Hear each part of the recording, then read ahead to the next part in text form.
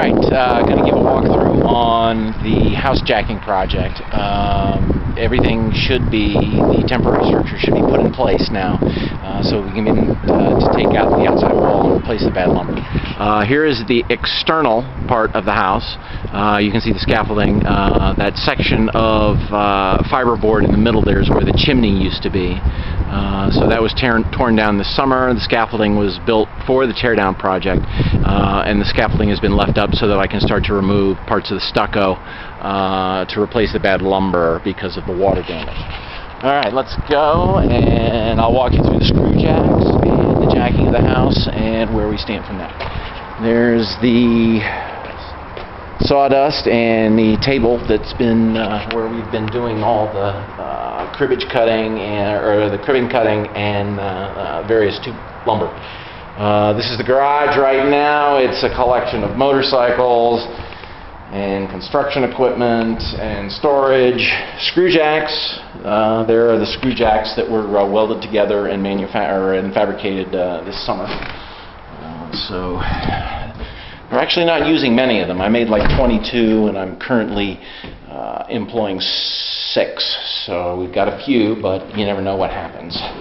We may need to jack some other parts of the house up as the project goes on. Alright, we're in the great room. And you can see here the cribbing towers, 4x6 posts go up 10 feet through the plenum, into plenum, and to the floor joists that are above. There's the fireplace, and the chimney that was taken down is actually right there. It's on the left-hand side over on this way. So there's a vent up there, and then the chimney kind of goes up there. You can see a little bit of the water damage that had snuck through right there. It didn't look all that big at the time until I found the internal water damage, but what do, you know? You make a best effort guess, and sometimes you guess wrong. Alright, from the landing, that's what it looks like, and we continue our way up, up, up. Living room, hallway. Alright, this at one time was a bedroom, and that over there was the bathroom. And we had to do a little hocus pocus here. I used to have 3,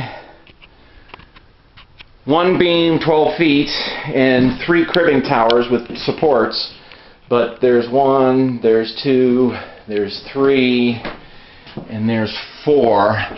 I basically wasn't spanning enough roof trusses, so I needed a 16-foot beam, but the problem was getting a 16-foot beam up through this hallway and getting it in here was going to be difficult. I could have come through the window, but that would have been a royal pain in the butt on the second floor.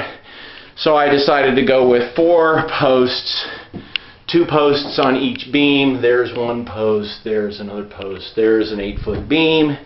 And we step over here, be careful not to fall through. And we come over here, and you can see here's the bathroom. Here's 8-foot beam number 2, post number 2, there's post number 1. And there you go, there's a cribbing tower and another cribbing tower.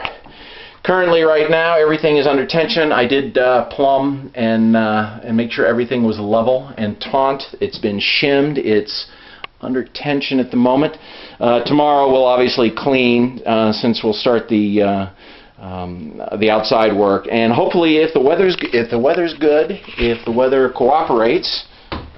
Excuse me while I look down here because I gotta make sure I don't fall in. You fall in there, it's a 10-foot drop into the great room floor below. So we'll get everything cleaned up, vacuum, get all the dust out of here, vacuum the rugs from all the sawdust and everything that was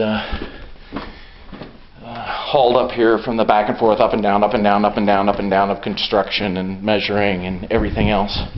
All right, that's it.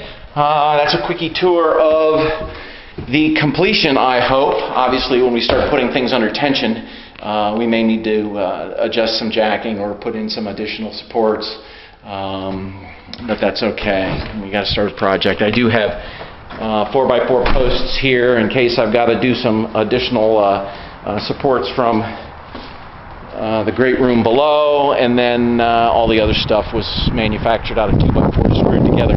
All right, that's it. Thanks.